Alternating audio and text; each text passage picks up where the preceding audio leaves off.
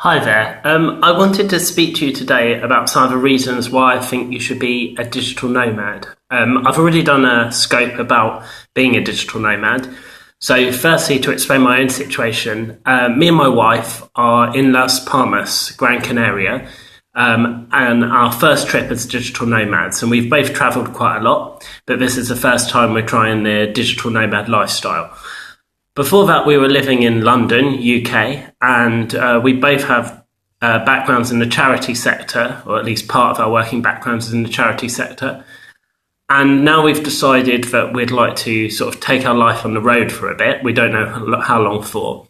And for quite a long time, we've been reading about this and watching things online about this community of people called digital nomads. Quite a lot of digital nomads are inspired by a book called The 4 Hour Work Week by Timothy Ferriss, which is really worth checking out. And two other people who I really think are good to watch in this area, among many others, but two people I really like are Sean Ogle and Natalie Sisson. And Sean and Natalie are fantastic people to follow online, and they have a great understanding about how to develop a location-independent lifestyle.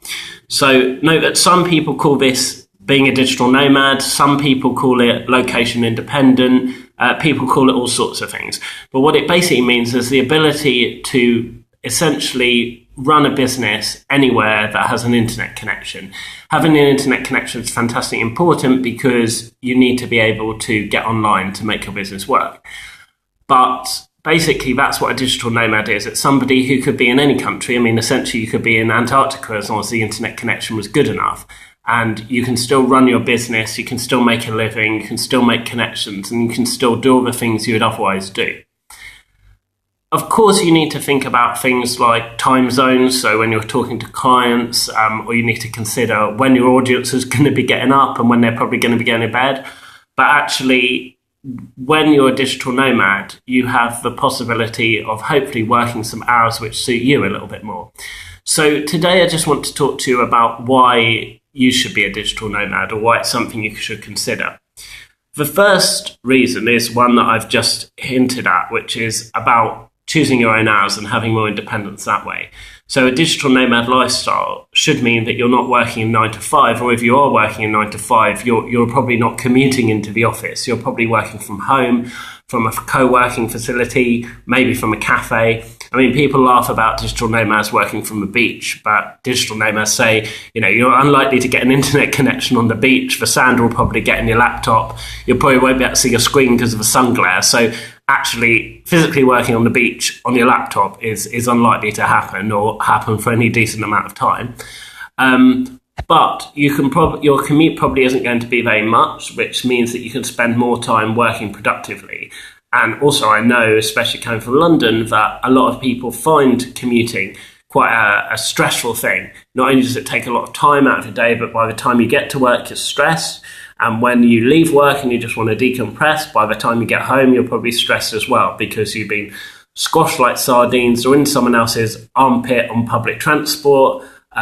Or some people cycling to work or walking to work, which is fantastic, but many people don't have that luxury because of where they live and how long their commute is. So that's definitely one thing that being a digital nomad can do. A second reason why I think you should be a digital nomad is that it gives you the opportunity to see bits of the world that you otherwise wouldn't be able to. Now, of course, we can travel to places on holiday, and as digital nomads, it's important to have a holiday too. Sometimes people think digital nomads, because they're living in places that might seem quite exotic or exciting, or on the other side of the world to maybe where they grew up and where their family is, people think, oh, that must mean that digital nomads are on holiday all the time, which isn't true. So it's important for digital nomads to have holidays as well.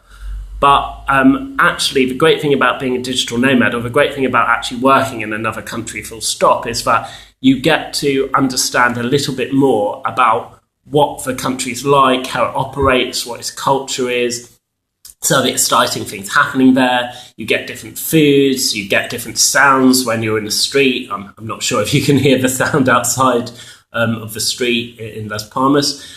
But you get to really experience a bit of a different life, and a lot more than you would if you're on holiday. Normally, if you're on holiday, you'll see some of the superficial stuff, but actually, as a digital nomad, hopefully you have the opportunity to stay there a bit more and to experience a bit more. And I'm sure I don't need to say this to my audience, but, being able to experience other cultures, being able to experience that richness of life, is the most incredible, or one of the most incredible things in life. Like, the human race is amazing, and the variety of ways in which people live their lives, of different faiths, of no faiths, different cultures, is absolutely fantastic thing to experience. So I was very lucky. I lived for 2 years in Japan and about half a year in Romania.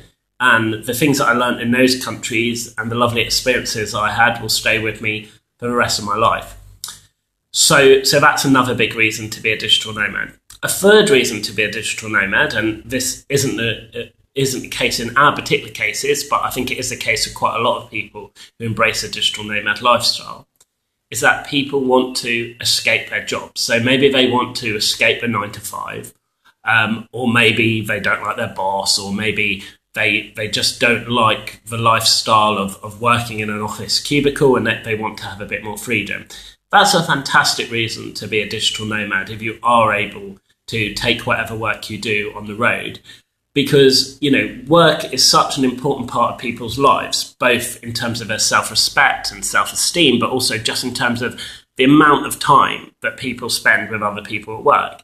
So if that isn't working in your life, it's a really good idea to change it and think what else you could do.